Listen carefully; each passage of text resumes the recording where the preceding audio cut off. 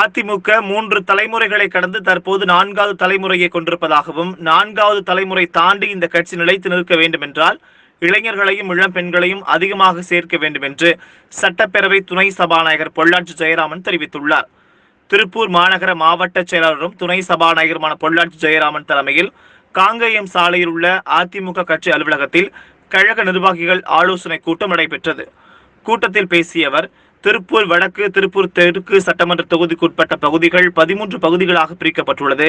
பகுதி செயலாளர்கள் மற்றும் வார்டு நிர்வாகிகள் நியமிக்கப்பட்டுள்ளதாகவும், கட்சியின் செயல்பாடுகள் குறித்து பகுதி செயலாளர்கள், வார்டு செயலாளர்கள் மட்டுமல்லாமல் கடைசி கட்ட உறுப்பினர் வரை செய்தி சென்று சேரும் வகையில் நாம் ஒற்றுமையாக இருந்து பணியாற்ற வேண்டும் என்றார். அவ்வாறு செயல்படும் போதுதான் 100% வெற்றியை நாம் பெற முடியும் என்றும் தெரிவித்தார். திருப்பூர் மாநகர மாவட்டத்துக்கு உட்பட்ட 3 சட்டமன்ற தொகுதிகளில் வெற்றி பெற்று அந்த வெற்றியை தலைமைக்கு சமர்ப்பிப்பது என்றும், ஒவ்வொரு பகுதிகளில் 14 சார்பு அணிகளுக்கு நிர்வாகிகள் விரைவில் நியமிக்கப்பட இருக்கிறார்கள் என்றார்.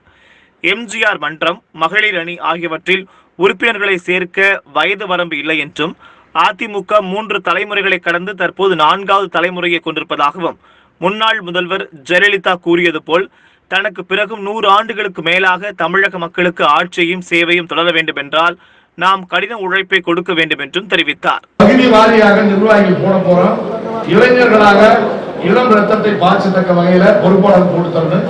எம்ஜிஆர் மன்றத்துக்கு வயது வர முடியல, மற்ற அனைத்துக்குமே நல்ல இளைஞர்களாக நியமித்து தருமாறு, நீங்க எல்லாம் சேர்ந்து நியமித்து தருமாறு நான் மறுபடியும் அதை நேரடியாக கூப்பிட்டு பார்த்து தான் செய்வேன்.